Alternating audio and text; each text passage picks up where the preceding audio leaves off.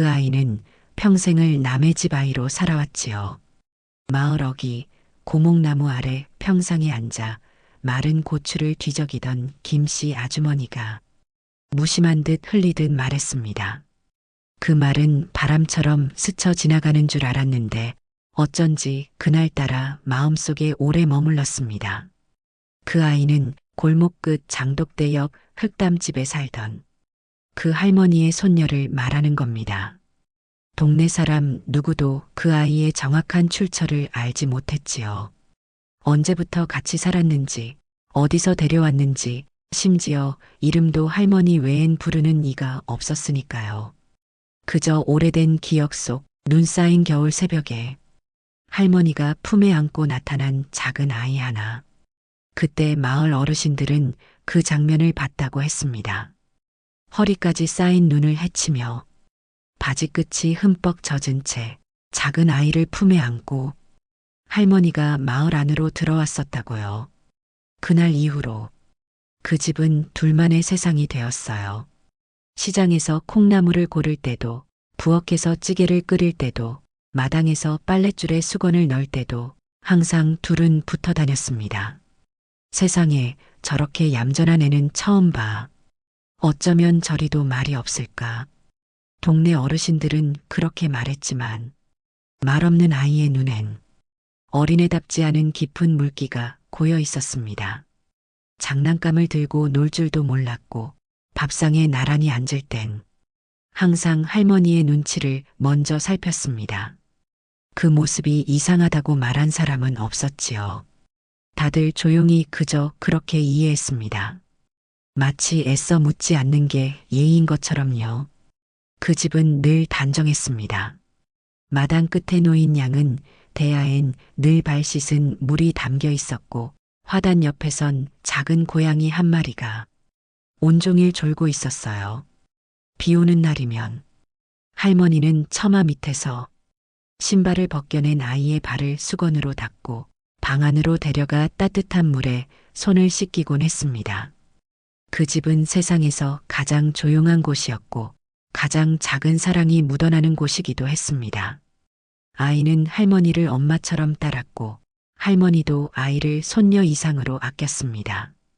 장날엔 아이 손을 꼭 붙잡고 시장에 나가 찐 고구마 하나를 사서 둘이 나눠 먹었고 달걀 2알이 담긴 국밥을 시켜선 숟가락으로 반을 갈라 아이 그릇에 덜어주곤 했습니다. 이 계란은 너 먼저 먹어. 난 노른자가 싫더라. 할머니는 늘 그렇게 말했지요. 아이도 웃으며 그럼 흰자는 할머니 거 하고 따라 말했어요. 그런 장면들이 동네 사람들 눈엔 마냥 따뜻하게 보였습니다. 누가 봐도 진짜 가족 같았거든요. 피 한 방울 섞이지 않아도 그들 사이에는 피보다 진한 무언가가 있었어요. 해마다 봄이면 그 집 담벼락엔 빨간 동백이 피었습니다. 할머니는 조심스레 화분을 손질하며 아이를 불러 다가오게 하고는 이건 너처럼 조용히 피는 꽃이야 하며 웃곤 했습니다. 세월은 조용히 흘렀습니다. 그렇게 몇 해가 지나고 아이의 키는 어느새 할머니 어깨를 훌쩍 넘겼습니다. 그리고 모든 게 평범하게 흘러가던 그의 겨울의 어느 날 마을 어귀에 처음 보는 고급 승용차가 한 대 들어섰습니다. 좁고 구불한 지늘길을 조심스레 들어온 그 차는 장독대 옆 그 집 앞에 멈춰섰고 검은 양복 차림의 남자 하나가 문을 열고 조심스레 내렸습니다. 동네 사람들은 누구랄 것도 없이 창문 틈 사이로 고개를 내밀었고 아이와 할머니는 그 차 앞에서 잠시 서로를 바라보다 조용히 손을 맞잡았습니다. 그리고 그날 이후로 세상의 방향이 조금씩 달라지기 시작했습니다. 할머니의 본명은 박옥단. 사람들은 그냥 옥단 할매라고 불렀지만 정작 본인은 자신의 이름을 누가 부르는 걸 그리 좋아하지 않았습니다. 할머니는 젊은 시절 서울 변두리의 부잣집 가정부로 일했습니다. 주인집은 고약한 재벌가였지요. 큰 소리 한 번 안 내고 살았다는 그 집의 안주인은 실은 눈빛 하나로 사람을 주눅 들게 하는 여인이었습니다. 옥단 씨, 저녁은 내가 이렇게 하랬잖아요. 밥풀이 하나라도 솥에 붙어 있으면 그날은 잠도 자지 말라는.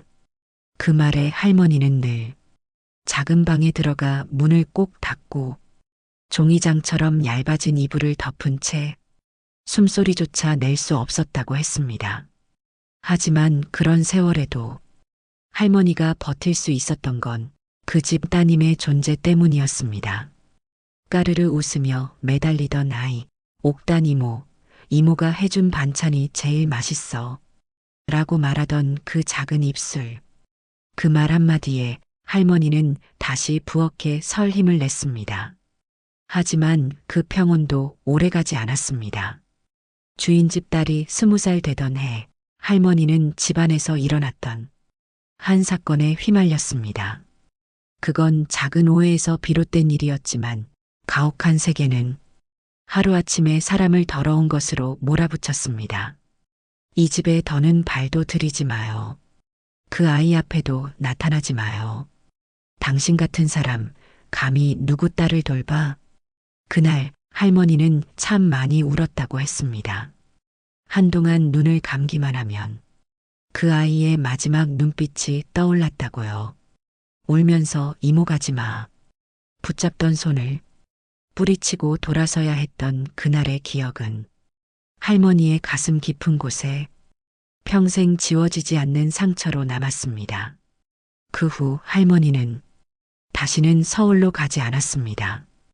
고향 마을로 내려와 작은 닭과 닭 몇 마리, 그리고 허름한 흙집 한 채를 짓고 홀로 조용히 살아갔습니다.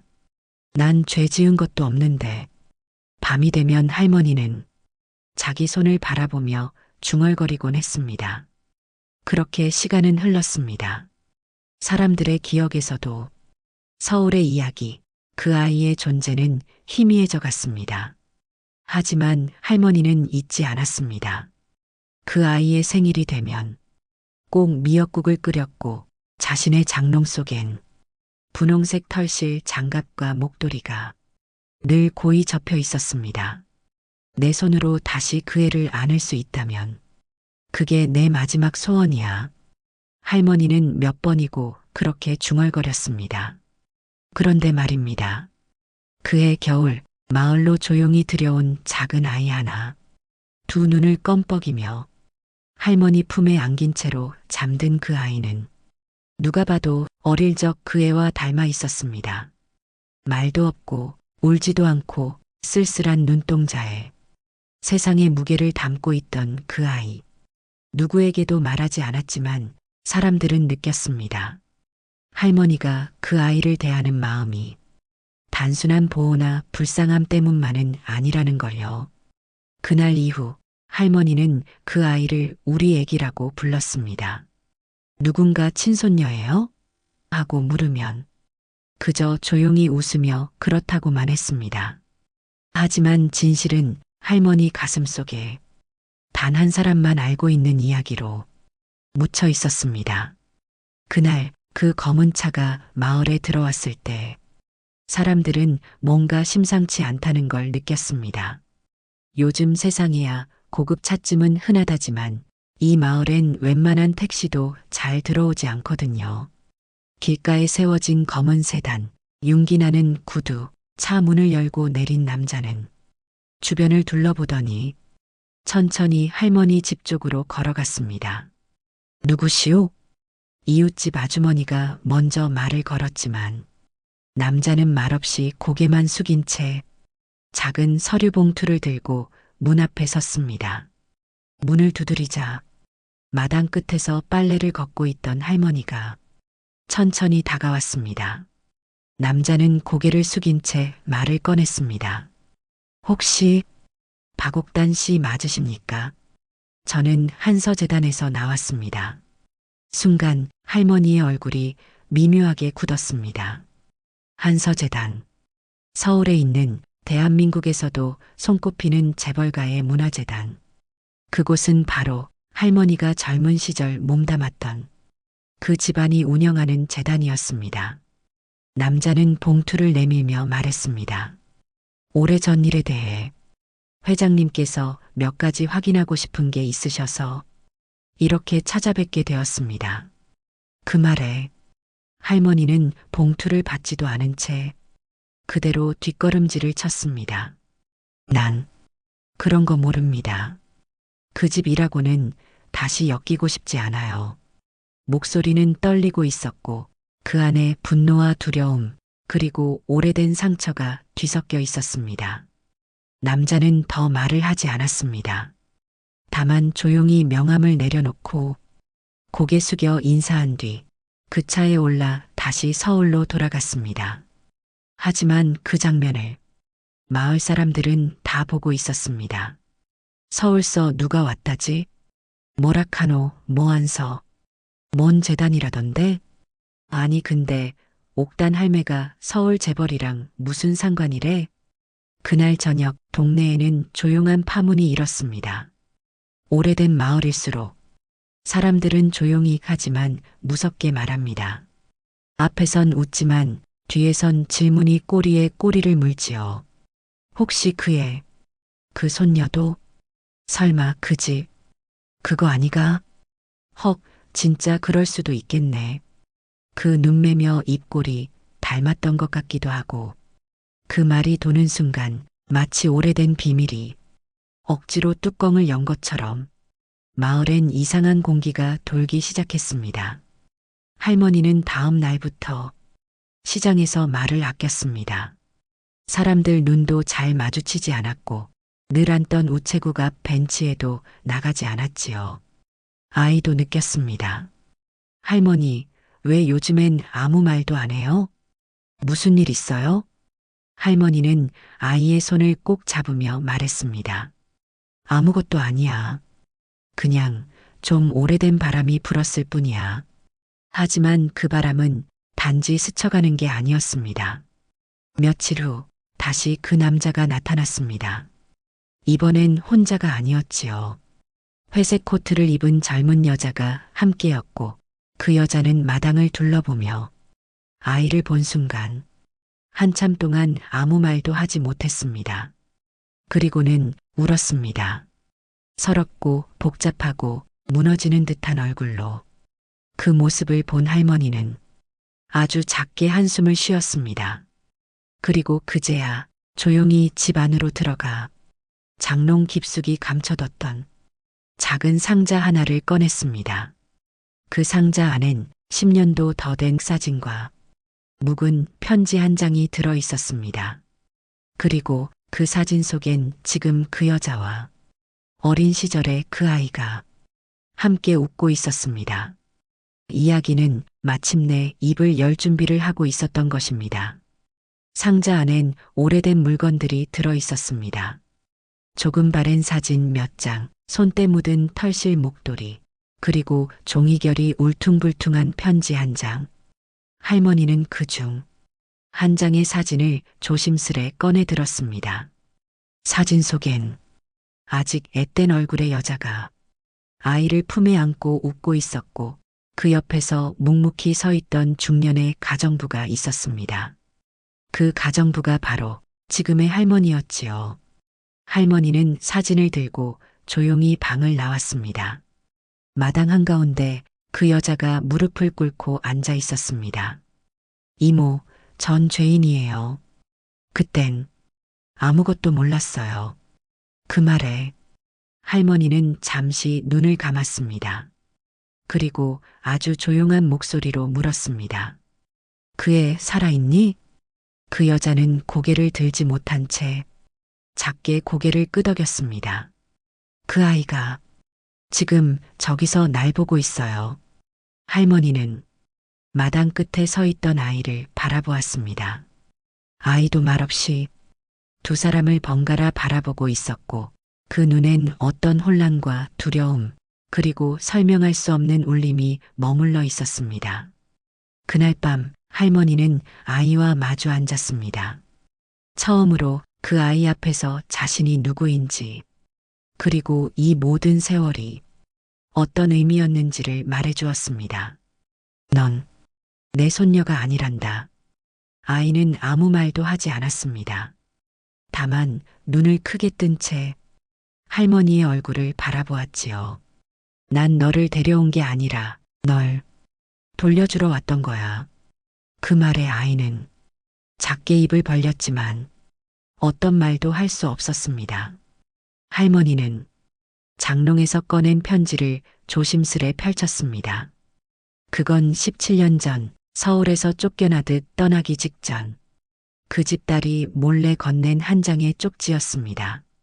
이모, 나 혹시 아기를 낳게 되면 이모가 데려가 줄 수 있어요?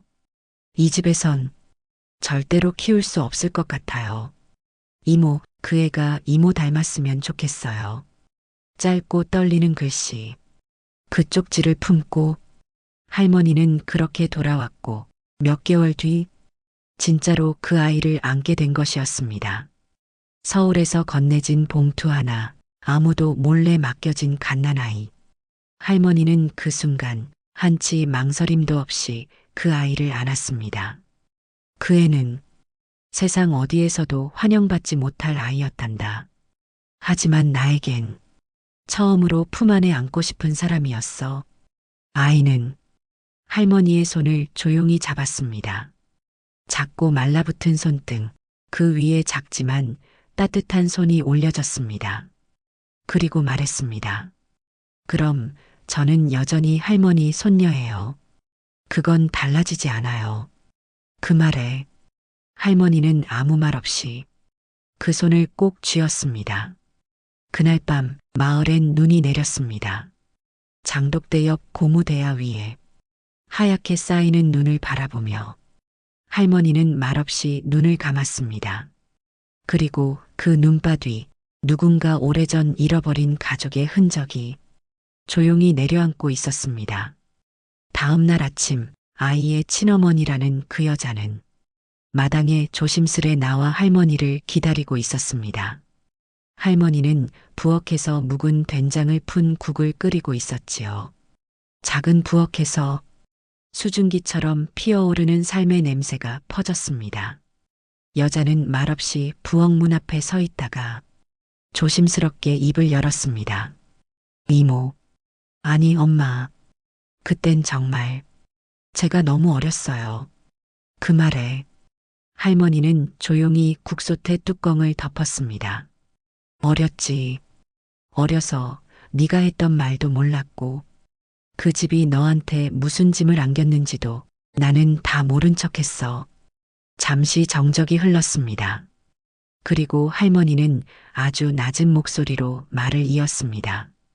근데 넌 그 아이가 살아있다는 걸 단 한 번도 묻지 않았더라. 그 말에 여자의 어깨가 서서히 무너져 내렸습니다. 전 그 아이가 어디에서든 살아만 있으면 된다고 생각했어요. 감히 찾을 용기가 없었어요. 그녀의 눈에서 눈물이 떨어졌습니다. 매년 생일마다 빵 하나라도 사서 촛불은 불었어요. 하지만 그게 무슨 자격이라고 생각했는지 찾으러 갈 수가 없었어요. 할머니는 잠시 가만히 그녀를 바라보다 작은 한숨을 내쉬었습니다. 그래, 너도 내 방식으로 버텼겠지. 그 말에 여자는 무릎을 꿇었습니다. 이모가 아니었으면 그 애는 세상에서 버려졌을 거예요. 아니, 태어나자마자 사라졌을지도 몰라요. 눈물로 범벅이 된 얼굴을 들며 말했습니다. 감사해요. 그리고 정말 미안해요. 할머니는 대답하지 않았습니다. 그저 고개를 돌려 마당 한켠에 앉아있던 아이를 바라보았습니다. 아이도 둘의 대화를 듣고 있었는지 작게 떨리는 눈으로 할머니를 응시하고 있었지요. 할머니는 자리에서 일어나 천천히 아이에게 다가갔습니다. 그리고 그 아이의 어깨를 가만히 감싸 안고 말했습니다. 내가 누구 딸이든 누가 널 낳았든 누가 널 다시 데리러 왔든 그건 상관없다. 너는 내 아이야. 아이의 눈에서 눈물이 주르륵 흘렀습니다. 그 눈물은 두려움의 눈물도 아니었고 혼란의 눈물도 아니었습니다. 이제야 자신이 누군가의 진심 속에 있었다는 걸 확신한 아이의 눈물이었습니다. 할머니, 그럼 저 어디로 가야 해요? 그 말에 할머니는 작게 미소 지으며 말했습니다. 가긴 어딜 가. 밥 다 됐으니까 밥부터 먹고 이야기하자. 여자도 그 말에 눈물을 삼키며 웃었습니다. 그날 세 사람은 처음으로 한밥상에 둘러앉았습니다. 뚝배기 된장국, 삶은 계란, 김치 2점. 소박한 식탁이었지만 그 안엔 너무 많은 말들이 담겨 있었습니다. 말 대신 눈빛으로 오랜 시간 막혀 있던 마음들이 조금씩 흐르기 시작했습니다. 언젠가 이 아이가 사실은 회장의 손녀였다는 사실이 세상에 알려질지도 모르지. 그때가 되면 또 별의별 말들이 오가겠지. 할머니는 그렇게 중얼거렸습니다. 하지만 적어도 지금 이 순간만은 우리가 우리일 수 있으면 좋겠다. 그 말에 아이와 그녀는 아무 대답도 하지 않았습니다. 그저 숟가락을 들고 밥을 한 술 떠 입에 넣었습니다. 말없이 밥을 먹는 그 풍경이 어쩐지 오래도록 마음속에 남았습니다. 그날 이후 그 집 마당에는 웃음소리가 조금씩 돌아오기 시작했습니다. 아이는 이제 고등학교 2학년. 말수가 적은 건 여전했지만 할머니와 함께 마당에 고추를 따고 작은 화단에 물을 주는 손끝엔 어느새 소녀가 아닌 소녀 어른의 기색이 배어 있었습니다. 그동안 그녀는 자신이 누구인지, 왜 세상에 홀로 던져졌는지 단 한 번도 묻지 않았습니다. 그저 하루하루를 조용히 받아들이며 살아낸 아이였지요. 그리고 이제야 모든 진실을 알게 된 지금 그녀는 할머니 곁을 떠나지 않았습니다. 서울에 같이 가자. 친어머니가 그렇게 말했지만 아이의 대답은 단호했습니다. 서울은 저한텐 낯설어요. 전 여기가 좋아요. 여긴 할머니가 계신 곳이니까요. 그 말에 여자는 아무 말도 할 수 없었습니다. 눈을 내리깔고 조용히 웃을 뿐이었지요. 할머니는 더 이상 아무것도 강요하지 않았습니다. 아이의 선택을 받아들이기로 했습니다. 그 선택이 상처를 안고 있는 사람에게 처음으로 스스로 내린 삶의 방향이었기 때문입니다. 그리고 그 선택 덕분에 이 작은 흙담집엔 여전히 된장국 끓는 냄새가 피어올랐고 빨래 널린 마당엔 아이의 손길이 닿아 있었습니다. 이따금씩 친어머니는 주말마다 마을을 찾았습니다. 도시에서는 한서재단의 이사 직함을 가진 사람이지만 이 마을에 오면 그저 미안했던 딸이자 돌아온 엄마로 존재할 수 있었습니다.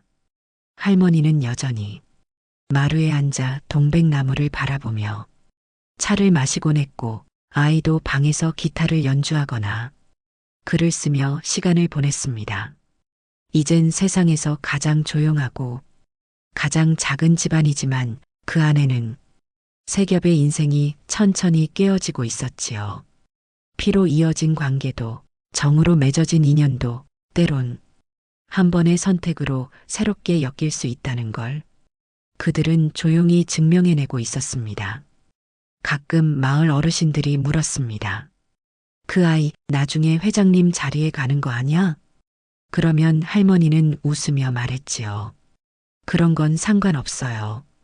우리 애는 그냥 오늘도 잘 살면 그만이야. 그렇게 말하고 아이 쪽을 바라보는 그 눈빛은 어쩐지 오랜 세월을 품은 사람만이 가질 수 있는 부드럽고 단단한 빛이었습니다. 사람들은 이제 더 이상 그 아이를 누구의 딸이라 부르지 않습니다. 그저 옥단 할매 손녀라고 부르지요. 그 말 안에는 혈연보다 깊은 무언가가 담겨 있습니다. 그리고 그 아이 역시 누군가에게 설명하지 않아도 되는 자신만의 뿌리를 갖게 된 것이겠지요. 세상엔 이름 없는 사랑이 참 많습니다. 가끔은 그 이름 없는 사랑이 사람 하나를 살게 하고 세 사람의 삶을 묶어주기도 합니다. 그러니 묻고 싶습니다. 당신은 당신 곁에 있는 그 사람의 손을 진심으로 잡아본 적이 있습니까?